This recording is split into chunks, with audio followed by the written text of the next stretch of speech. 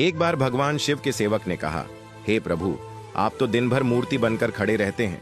एक दिन मुझे आपकी जगह खड़े होने दीजिए, आप आराम से घूम आइए। शिव जी मुस्कुराए और बोले, ठीक है, लेकिन एक शर्त है।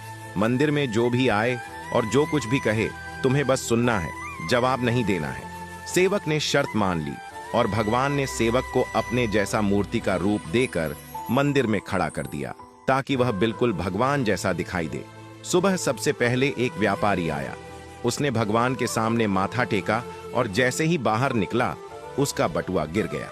सेवक बहुत बेचैन हुआ। मन किया व्यापारी को आवाज देकर बटुआ लौटा दे, लेकिन भगवान की शर्त याद कर चुप रहा। कुछ देर बाद एक गरीब आदमी आया। उसने भगवान से कहा, हे प्रभु, मेरे बच्चे भूखे हैं, कुछ मदद कर दो। तभी उसकी नजर बटुए पर पड़ी। उसने भगवान को धन्यवाद दिया और बटुआ उठाकर चला गया।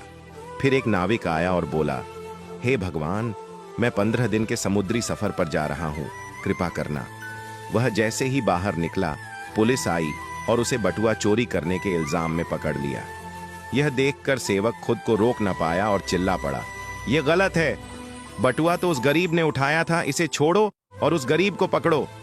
रात को भगवान लौटे तो सेवक ने गर्व से पूरा किस्सा सुनाया, लेकिन भगवान गंभीर हो गए और बोले, तुमने मेरी योजना में दखल दे दिया। वह व्यापारी बेईमान था, उसका बटुआ गिरना उसके कर्मों का फल था। गरीब को बटुआ इसलिए मिला ताकि वह अपने बच्चों का पेट भर सके। और जहां तक नाविक की बात है, तो उसका जहाज तूफान में डूबने वाला था। पुलिस द्वारा पकड़े जाने से उसकी जान बच जाती, लेकिन तुम्हारे बोलने से अब गरीब जेल चला गया और सब गड़बड़ हो गया। फिर भगवान बोले, सेवक याद रखो, जो कुछ भी होता है उसमें मेरी योजना होती है। तुम्हारी नजर सिर्फ उस पल की सच्चाई देखती है, लेकिन मैं संपूर्ण समय और कर्मों को देखता हूँ।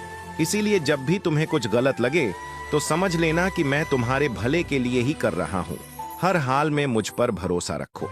निष्कर्ष, कभी कभी हमें जो चीज गलत लगती है, वही असल में हमारे अच्छे के लिए होती है। भगवान की योजना हमेशा हमारी सोच से बड़ी और गहरी होती है। इसलिए हर हालात में भगवान पर भरोसा बनाए रखना चाहिए, क्योंकि जो भी होता है वह हमारे अच्छे के लिए ही होता है। बात से सहमत है तो यस जरूर लिखे और इसी तरह की कहानियों के लिए हमारे साथ जुड़े रहिए।